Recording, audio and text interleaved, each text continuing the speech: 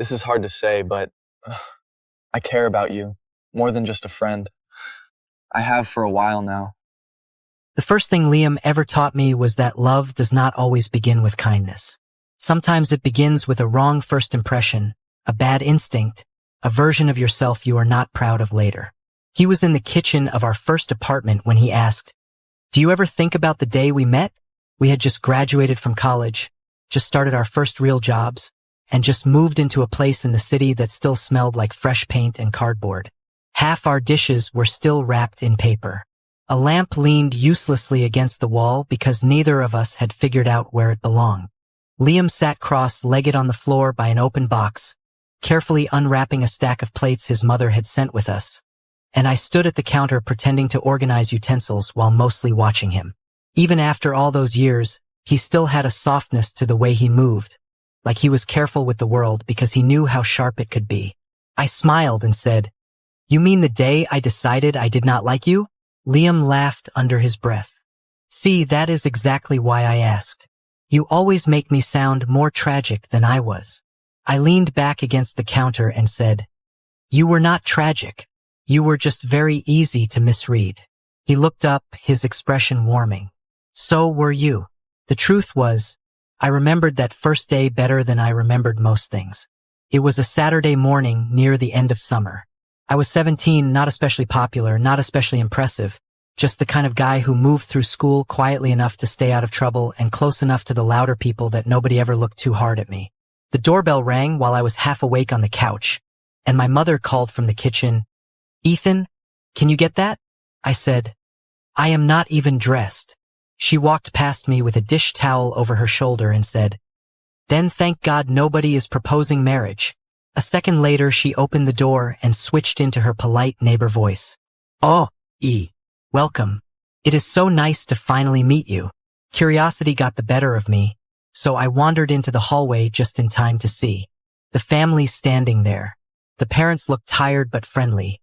The little girl looked bored and clingy, and behind them stood a boy my age holding the strap of his backpack with both hands like he would have rather been anywhere else. He was pale, quiet, and visibly uncomfortable in his own skin. My first reaction was not sympathy. It was annoyance.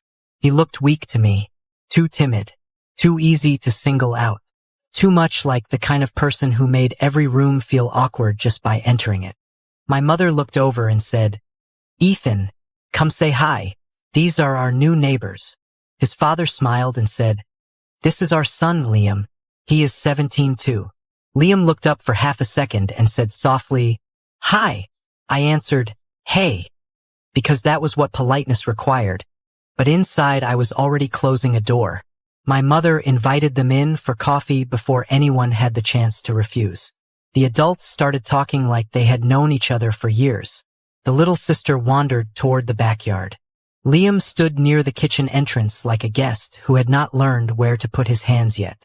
When my mother said, "Maybe Ethan can show you around the neighborhood sometime," I shrugged and said, "Sure," in the exact tone that sounds kind enough to adults and cold enough for a teenager to hear the truth. Liam gave me a small grateful nod anyway, and for some reason that irritated me more. Later, after they left, my mother smiled while loading cups into the dishwasher and said, "They seem lovely. Liam is sweet." I opened the refrigerator and said, "He seems like a lot." She turned her head. "A lot of what?" I took out a bottle of water and said, "I do not know. He just seems weak." My mother gave me one of those looks that should have made me rethink myself, but at 17 I was too arrogant to read warnings properly. "Or maybe," she said, "he just seems shy." I remember rolling my eyes. I remember thinking she was being dramatic. What I did not know then was that the quiet boy from next door was going to become the center of my life, and that the first person I would need to forgive before this story was over was myself. By Monday, our mothers had already decided Liam and I were going to school together, which should have been my first clue that life was not interested in asking my permission. At breakfast, my mother slid a plate of toast in front of me and said, "Be decent today." I poured cereal into a bowl and answered, "I am always decent." She lifted one eyebrow and said, "No, Ethan, you are usually polite. Those are not the same thing." 10 minutes later, I stepped out onto the porch and found Liam already standing on the sidewalk in a clean uniform, backpack held in front of him like a shield. He looked over when he heard me, then immediately looked down again. "Morning," I said. "Morning," he answered. My mother's voice came from the doorway behind me. "Walk together." It was impossible to tell from her tone whether she was making a suggestion or threatening my future. We started down the block in a silence so stiff it made me impatient. Finally I said, "You know, if you look that nervous, people are going to notice." Liam glanced up. "I am not nervous. You kind of look like somebody told you there is a quiz on breathing." He looked away again and muttered, "That is just my face."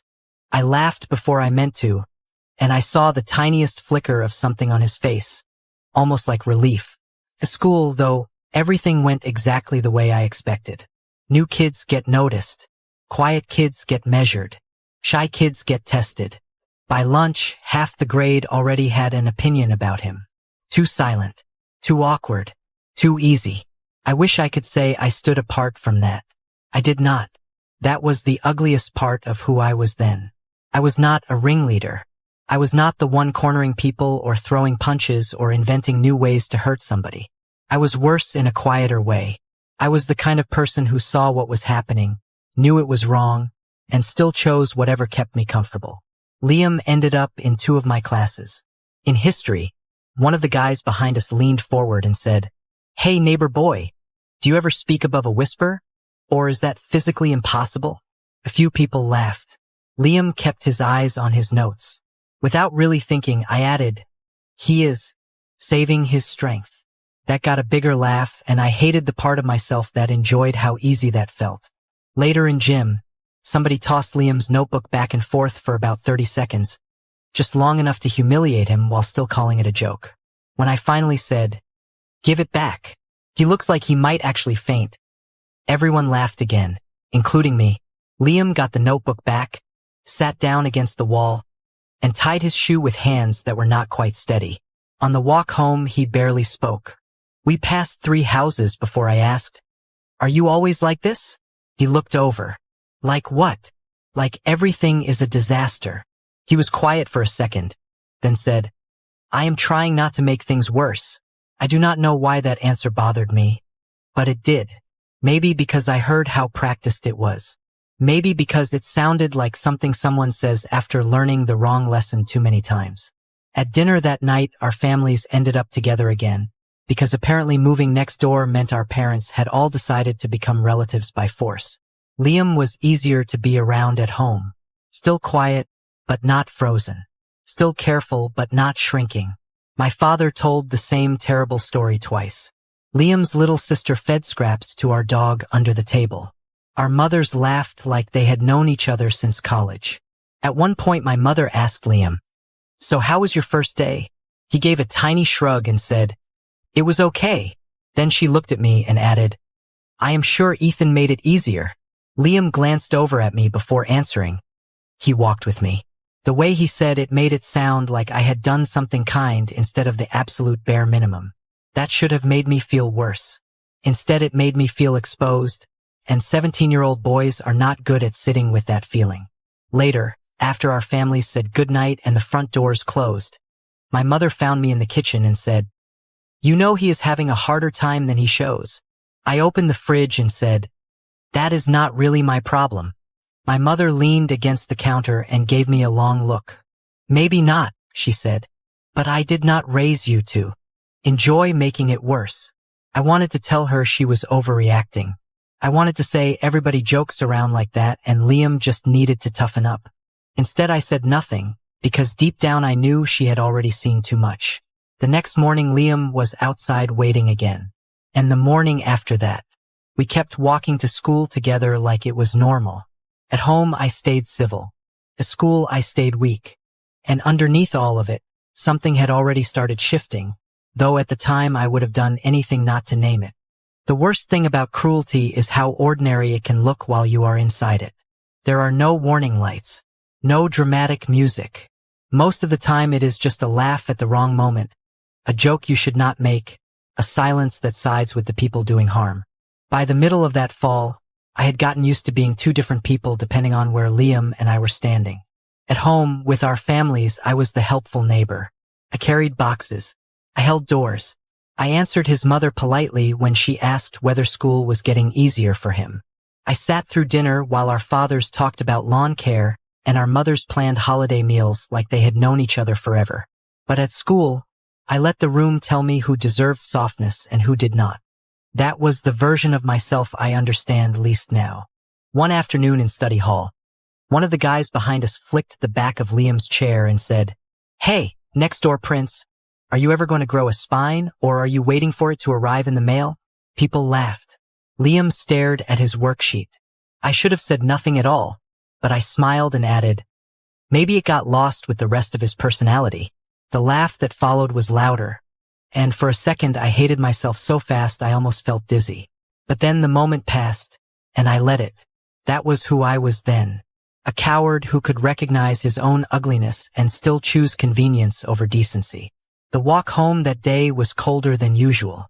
We turned onto our street in silence before I finally said, "You know you could say something back." Liam kept his eyes ahead. "Would that help?" "Maybe." He gave a tiny shake of his head. "Not where I came from." Something in the way he said it made me glance at him. Was it really that bad there? He shrugged, but it was the kind of shrug that means yes. Bad enough that my parents moved. For a while, neither of us said anything. Then I said the stupidest thing I could have said. "You do know people can tell when you are scared, right?" He stopped walking for half a second, then started again. "I know." His voice was so flat it made me uncomfortable. "I am working on it." I wish I had apologized right there. I did not.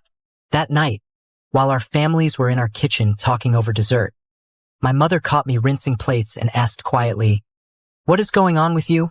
I said, "Nothing." She wiped her hands on a towel and looked toward the dining room where Liam was helping his sister with a puzzle on the floor. "You are harder on him at school than you are here," she said. My stomach dropped. "You do not know that."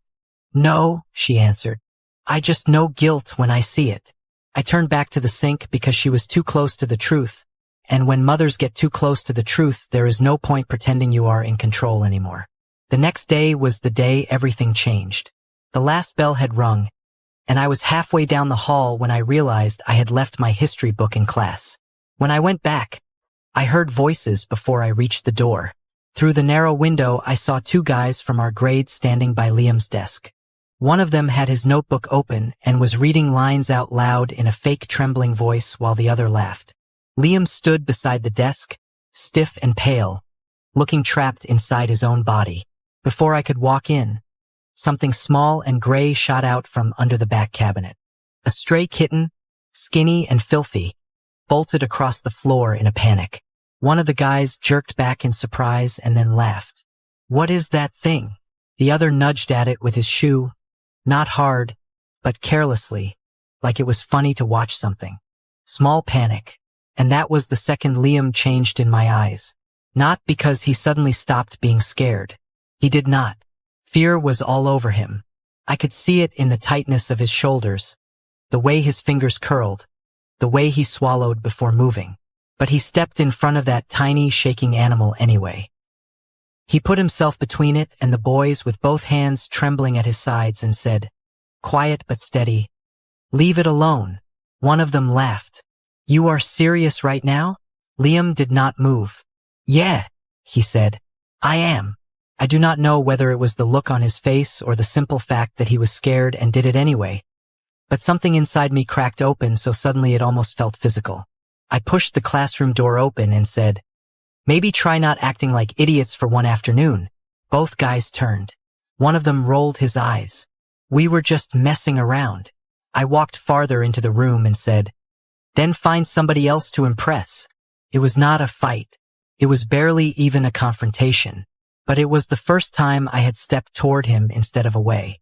After a long, awkward second, they dropped Liam's notebook on the desk and headed out muttering to each other. The room went silent except for the kitten, which had backed itself against the leg of the desk. Liam bent down and picked it up with both hands like it was the most fragile thing in the world. Up close, I saw a scratch across his wrist and dust on his sleeve. He was still shaking. He looked at the kitten, then at me and said softly, "I think it is hurt." I looked at him for a second longer than I should have and said, "Then let us help it." The walk home with the kitten felt different from every walk Liam and I had taken before. Usually there had been an awkwardness between us, even when we were not speaking, like both of us were carrying separate versions of the truth and trying not to let them touch. That afternoon, for the first time, something in the silence had changed. Liam held the kitten inside the front of his hoodie with both hands, careful and protective in a way that made me feel strange every time I looked at him. We got halfway down the block before I said, "You were scared." He let out a breath that almost sounded like a laugh. "That obvious?" "Pretty much." He adjusted the kitten gently and said, "I was still not going to let them mess with it." I shoved my hands into my pockets and looked ahead. "Why?" He glanced down at the animal and answered like it was the simplest thing in the world. "Because it was more scared than I was." That sentence stayed with me so hard it felt like I had swallowed it. I had spent weeks thinking Liam was weak because he was quiet. Standing next to him then, I realized I had been using the wrong definition the whole time. By the time we got to our street, the kitten had stopped shaking. Liam nodded toward his house and said, "My parents are going to dinner with yours tonight, remember?" I had forgotten, but he was right. Both families had plans, and his little sister was staying with an aunt. For one strange second, we both stood there on the sidewalk with the whole evening suddenly open between us. Liam looked at the scratch on his wrist and tried to hide it by pulling his sleeve down, which only made me notice it more. "You should clean that," I said. He shrugged. "It is fine." "That means it is not fine." He looked up at me carefully. "I can handle it." I do not know what made me do it, maybe guilt, maybe something softer, maybe the fact that I still had no idea what to do with the version of myself that had shown up in that classroom. "I have a first aid kit," I said. "And my mom keeps stuff for animals too." Liam gave me a doubtful look. "You know how to use any of that?" "Absolutely not," I said. "But I can read labels, and I am confident under pressure." To my surprise, that made him laugh. A real laugh this time, small but bright. "That is not reassuring. You are kind of hard to impress." He shifted the kitten a little higher and said, "Maybe." That evening, after both our families left and the neighborhood settled into that quiet suburban stillness where every porch light feels louder than it should, I stood under Liam's window with a flashlight in one hand and a first aid kit in the other, feeling like the dumbest person alive. His room was on the first floor facing the side yard. I picked up a pebble, tapped it gently against the glass, and a moment later the curtain moved. Liam appeared at the window looking startled, then confused, then amused. I held up the first aid kit. "Are you going to let me in, or should I keep standing out here like a rejected raccoon?" He opened the window and looked down at me. "You actually came. Do not make this sentimental." "I was not going to." "Good." He disappeared for a second and then unlocked the side door that led into the small den beside his room. When I stepped inside, his whole space still looked half unpacked, with books in uneven stacks, a lamp on the desk, and a cardboard box on the floor lined with an old t-shirt for the kitten. "You made it a bed," I said. Liam crouched beside the box and ran one finger gently over the kitten's head. It seemed rude not to. Something in my chest tightened unexpectedly. I set the first aid kit on his desk and said, "Sit down." He did, watching me with that cautious attention he always gave when he was not sure whether kindness was real yet. I pulled out antiseptic wipes and bandages with much more confidence than I felt. "This might sting," I warned.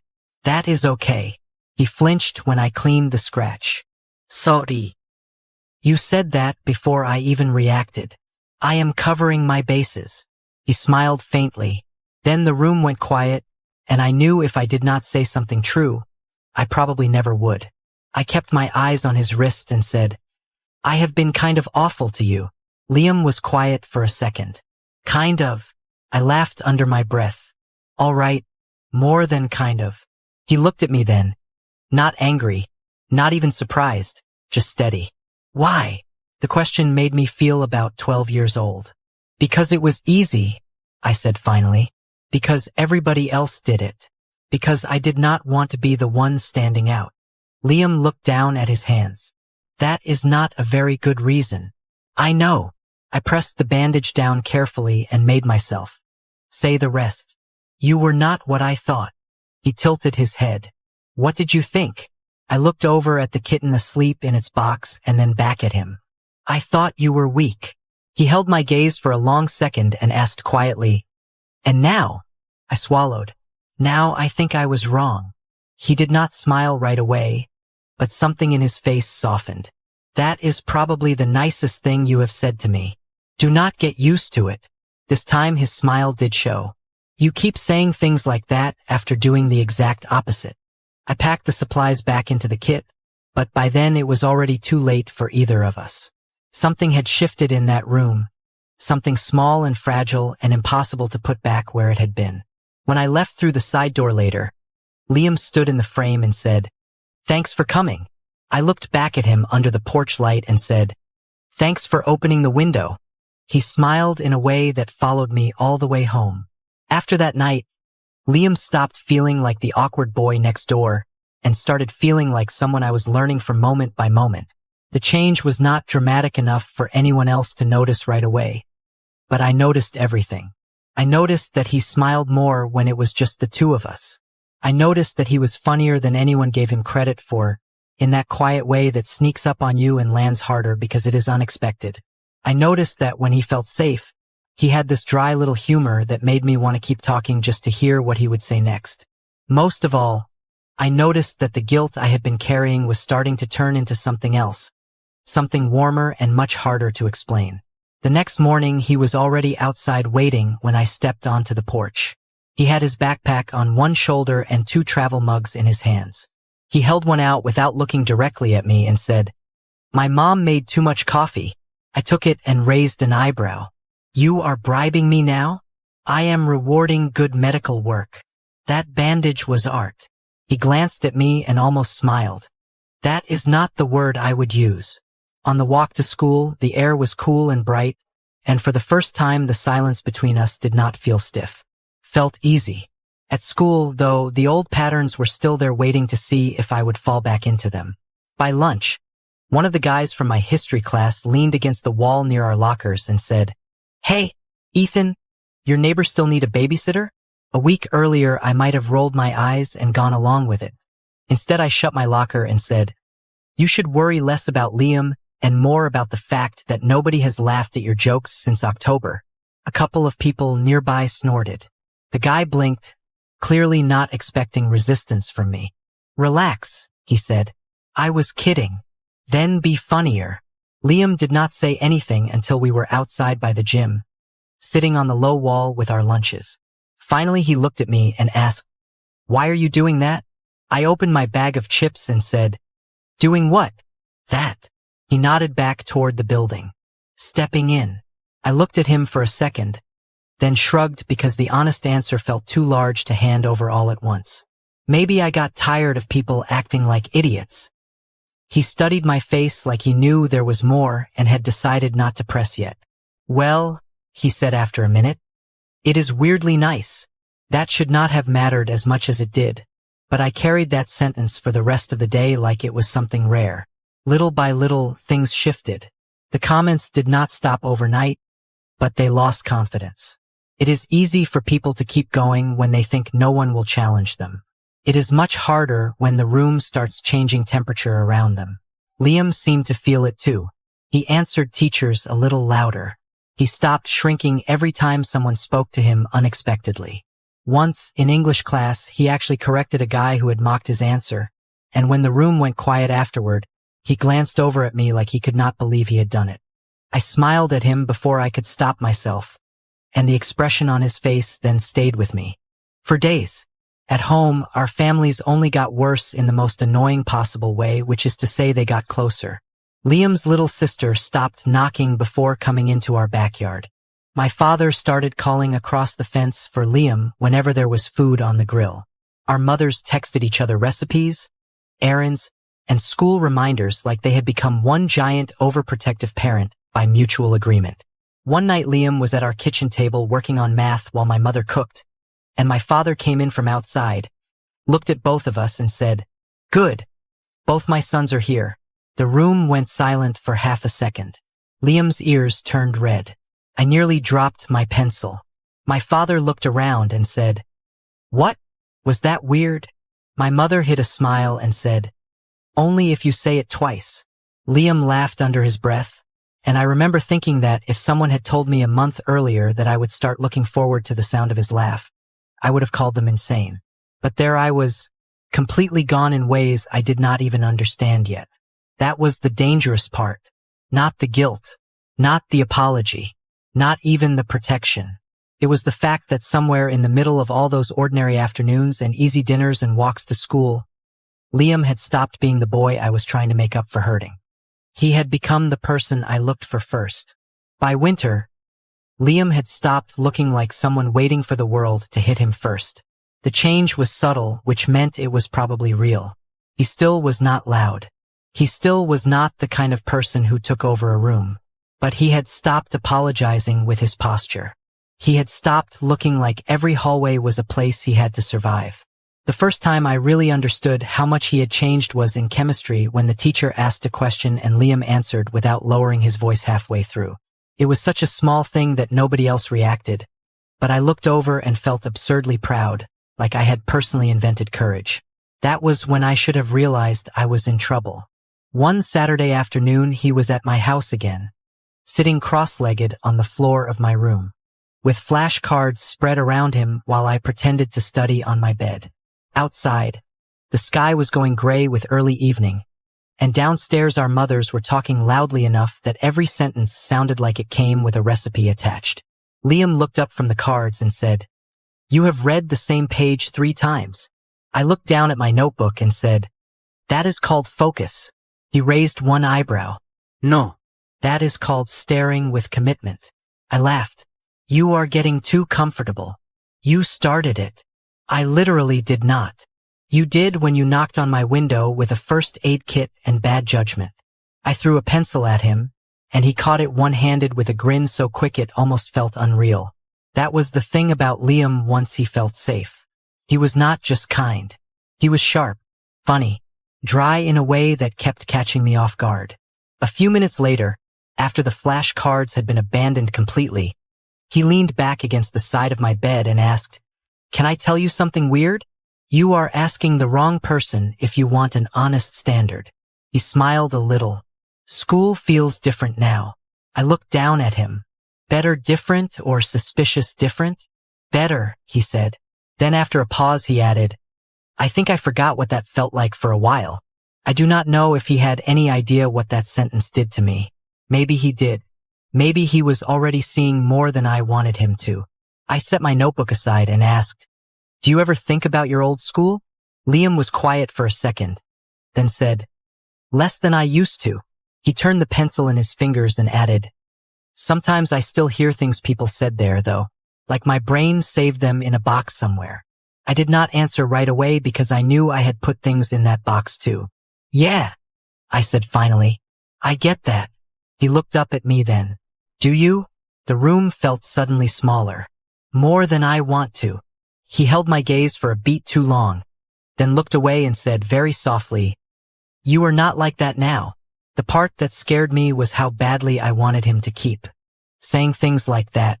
I wanted to earn every softened expression he gave me. I wanted to be the person he trusted without flinching. I wanted him to keep looking at me like I was someone safe. Those were not normal thoughts to have about a friend. At least not if you were trying to lie to yourself. Later that night, after dinner with both families, Liam and I ended up outside on the back porch while everyone else was still inside arguing over dessert. He was wearing one of my hoodies because he had spilled soda on his sweater, and my mother, naturally, had acted like clothing was now a shared regional resource. We sat on the top step with our knees almost touching, our breath visible in the cold air. After a while Liam said, "Do you ever think about how weird all of this is? Your definition of all of this is going to matter a lot here." He smiled faintly and gestured toward both houses. "A few months ago, we did not know each other. Now our parents act like they are planning a shared retirement community." I laughed. "That sounds exactly like something they would do." He got quiet then and looked out at the dark yard. I am glad we moved, he said. I was not at first, but I am now. I turned and looked at him, and it hit me all at once, not gently this time, not in little pieces I could ignore. I liked him, not in the abstract, not in the protective guilty way I had been telling myself. I liked him in a way that changed the temperature of every room he walked into. Maybe he felt me looking, because he turned and asked, "What?" I should have lied. Instead I said, "You seem lighter." His expression softened. Maybe that is because I do not feel alone all the time anymore. The words landed so hard I had to look away. We sat there in silence for a few seconds, and then Liam bumped his shoulder lightly against mine and said, "You were doing that thing again." "What thing?"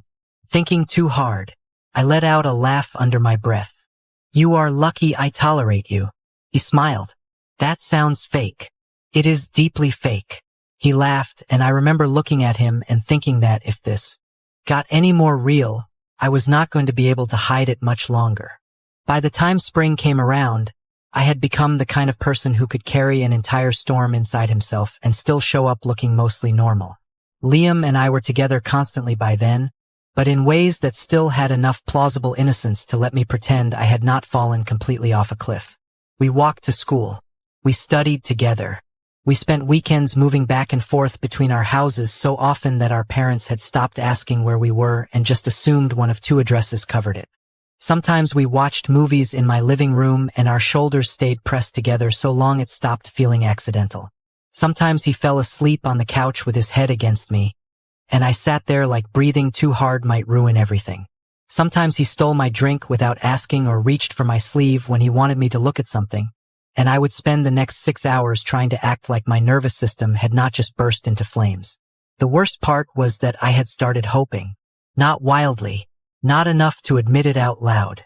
Just in those quiet, dangerous moments where Liam would look at me a second longer than necessary or laugh in that private way he only seemed to use when it was just us. I kept telling myself not to read too much into anything. Then he would do something that made restraint feel impossible. One afternoon after school, we were in my room pretending to work on a senior project. Liam sat on the floor with his back against the side of my bed, flipping through note cards, while I sat above him with a textbook open and absolutely nothing entering my brain. Finally, he looked up and said, "You have been on the same paragraph for 10 minutes. I said, "I am thinking. That is usually bad news." "For who?" He smiled. "Historically, everyone." I should have laughed and kept the moment moving. Instead, I just kept looking at him. Something in my expression must have shifted because his smile faded. Not into alarm exactly, but into attention. "What?" he asked. "Nothing. That is not convincing." I set the book aside and ran a hand through my hair. "Do you ever get the feeling that everything is about to change, and you do not know whether that is a good thing or a terrible thing?" Liam was quiet for a second. "All the time," he said. "That was basically my entire personality when I got here." I almost smiled, but the nervous energy in my chest was too strong by then. "Yeah, well, this is different." He set the note cards down and leaned back more fully against the bed. "Different how?" The room felt too warm. The walls felt too close. I could hear our parents downstairs talking about something unimportant, and the normalness of that sound made what I was about to do feel even more impossible. "I think I am scared," I said.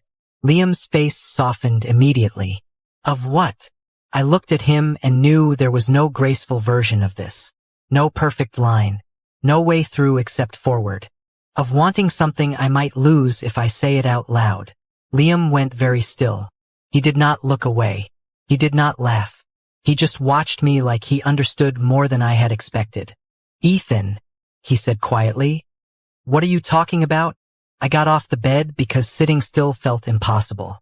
I stood in front of him with my heart beating so hard I thought he had to be hearing it. "You," I said. The word came out rough. "I am talking about you." Liam blinked once, and for one horrible second I thought I had misread everything so badly that I was about to destroy the best thing in my life. Then he stood up too fast and the note cards scattered across the floor. "Do you have any idea?" he said. and his voice was shaking in a way I had never heard before. How long I have been waiting for you to say that? I stared at him. What? He let out a short, nervous laugh and covered his face with one hand for half a second. Ethan, seriously? That is your response? My mouth opened and closed like I had forgotten how to function. I thought this was just me. He dropped his hand and looked straight at me. No, he said. It is definitely not just you. The relief that hit me was so strong it almost felt painful. I laughed once, breathless and disbelieving. You are telling me I have been losing sleep for months for no reason? Liam smiled then, nervous and bright and completely real. I mean, not no reason. You are still dramatic. You are unbelievable. You are slow. I shook my head, and somehow we were both smiling now like two idiots standing in the middle of my room with years of tension collapsing all at once. Liam stepped closer first, only a little, but enough that everything in me went quiet. So what happens now? He asked. There was still fear in his face, but not the old kind. This was the fear of wanting something good badly enough to risk it. I looked at him and said, I think now I stop pretending. He searched my face one last time, then reached for my hand like it was the most natural thing in the world. And the second our fingers locked together, I knew there was no version of my life I wanted more than this one. The school trip happened 2 weeks later, and by then Liam and I were in that strange, beautiful stage where everything had changed and somehow almost nothing had. We had not told anyone yet. That part mattered. It made every normal thing feel charged in ways I was not built to handle well. We still walked to school together. We still sat with the same people at lunch. We still had dinner with our families and acted like our hands had not been finding each other in private every chance they got. But now when Liam looked at me across a room, there was a secret in it. Now when our shoulders brushed in the hallway, it stayed in my skin longer than it should have. By the time the senior trip came around, I felt like I was living two lives at once, and both of them were trying to kill me in opposite directions. The trip itself was only 1 night and 2 days, one of those end-of-year things schools do to convince everyone they are making memories instead of counting down to graduation. There were cabins, trails, bad coffee in paper cups, and a giant lake that looked nicer in photos than it did in real life. The whole bus ride there, Liam and I sat together trying very hard not to act like two people who had spent the last week staring at each other whenever nobody was looking. About 40 minutes in, he leaned his head against the seat and said quietly, You are being weird again. I looked out the window and answered, I am always weird. Not like this. He lowered his voice even more. You have checked whether anyone is watching us at least 12 times. I glanced at him. You counted. I know you. That should not have made my chest tighten the way it did. But there it was. After we arrived, the whole day moved too fast. Hiking in groups, stupid games, teachers pretending they were more relaxed than usual. Liam laughed more than I had ever seen him laugh in public, maybe because he felt safe enough by then, maybe because being close to the end of high school made everything feel briefly less important. Every time he smiled at me, I felt more certain about what I had to do. That night, the school built a fire near the edge of the lake. People sat around talking, music drifted out of somebody's portable speaker, and the whole place looked like it had been designed specifically to make 17-year-olds believe every feeling they had was permanent. Liam ended up next to me on one of the low wooden benches. Our classmates were close enough that I could hear them, but far enough that it felt like we were somehow in our own space inside the noise. For a while, we just watched the fire. Then Liam said softly, You have still not told me what your plan is. I looked at him. For what? He smiled without taking his eyes off the flames. You have had your serious face on all day. That means there is a plan. I laughed under my breath. Maybe I hate that you know me this well. Maybe you should have thought of that before becoming deeply predictable. I turned toward him then, and whatever joke I had been about to make disappeared. Firelight was moving across his face. The lake behind him was dark and still. He looked calm, but I could feel the same nervousness in him that was in me. Liam, I said. He looked back. Yeah. I do not know if it was the fire or the cold or the fact that I was finally done pretending, but the truth felt simpler that night than it had in my room. I do not want to hide this anymore, I said. Not from you. Not from myself. Liam went still. Ethan. No, let me say it right. I took a breath and made myself keep going. I know we already know how we feel. I know none of this is news anymore. But I do not want this to be something that just happened because we were scared and alone in a room. I want you to hear me say it when I am not hiding. I like you. I have liked you for longer than I admitted. And if you still want this, then I want this for real. Liam stared at me for one long second, then let out a breath that almost sounded like relief. You really picked the most dramatic possible location for this. I laughed because that was Liam, always cutting straight through the panic just enough to save me from drowning in it. Is that your answer? He looked down briefly, then back at me, and whatever softness came into his face then is something I still have not found the right words for. My answer, he said, is that I wanted this before I even believed I was allowed to. The noise from the others kept going around us, but it no longer felt like it belonged to the same world. I reached for his hand beside the bench, hidden in the dark between us, and he turned his palm up immediately like he had been waiting. So what now? He asked. I smiled. Now I think we tell them when we get home. Liam's eyes widened a little. Both families. Unless you want to fake our deaths and move to Canada. He laughed quietly. That sounds expensive. Good point. He squeezed my hand once, and the warmth of it made everything feel possible. Okay, he said. Then we tell them. I should have been terrified. In some ways I was. But sitting there beside him with the fire fading lower and the lake breathing quietly in the dark, the fear felt smaller than the certainty. For the first time in my life, I was not just hoping for love. I was choosing it. We got home from the trip on a Sunday afternoon, and for the next 3 hours Liam and I acted like people trying not to hold a live wire with bare hands. Our families, of course, noticed immediately. By dinner, both houses had somehow merged into one meal again, because apparently neither side had any respect for emotional timing. Liam sat across from me at first, which was somehow worse than sitting next to him. Every time I looked up, he was already looking down at his plate like mashed potatoes had become a spiritual responsibility.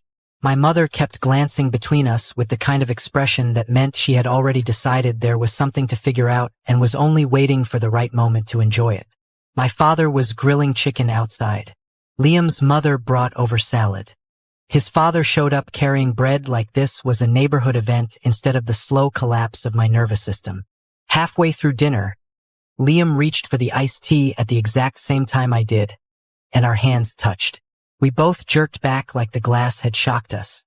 My mother looked up from her plate and said, "Well, that was interesting." Liam nearly dropped his fork.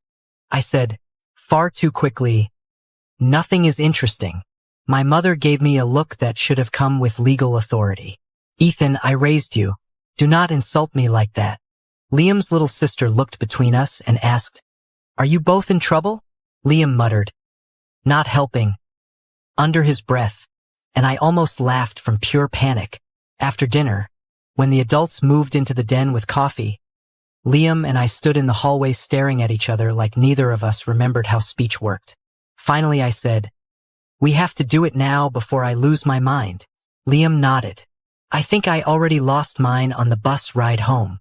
We walked into the den together, and I swear every adult in the room looked up at the exact same time. My father set his coffee down and said, "That looks serious." Liam swallowed. I could see his nerves all over him, and that was the moment I decided there was no universe in which I was letting him carry this alone. So before I could overthink it, I reached down and took his hand. My mother leaned back against the couch cushions and said, "Ah, just that one syllable," and suddenly the whole room felt very strange. "Okay," I said, because apparently I enjoy beginning important moments with terrible vocabulary. "So, Liam and I need to tell you something." There was a tiny pause. Then Liam's mother smiled in a way that made Liam close his eyes for half a second like he had just realized the trap had already been there. "Honey," she said gently, "you can, but I do not think this is going to be the surprise you want it to be." "Hier." "What does that mean?" My father let out a soft laugh and looked between the two of us. "It means you boys are about 6 months late." Liam actually made a small strangled sound. No, he said. No, you did not know. My mother folded her arms and gave him the warmest look I had ever seen. Liam, sweetheart, your father and I noticed when Ethan suddenly cared what brand of granola bars you liked. Your mother noticed when you started pretending our porch was not the first place you looked every morning. Liam's father nodded like this was the most obvious thing in the world. Also, Ethan, you knocked on our side window with a flashlight and a first aid kit at 10 o'clock on a school night. That was not as subtle as you thought. I dropped my head into my free hand. I hate all of you. My father laughed. No, you do not. Liam was bright red by then. But he was laughing too, half from embarrassment and half from the enormous relief of realizing the world had not ended. His little sister, who had apparently been listening from the hallway like a professional spy, burst into the room and announced, I knew it too. Everyone laughed at that, including Liam, which made me look over at him right as some final piece of fear left his face.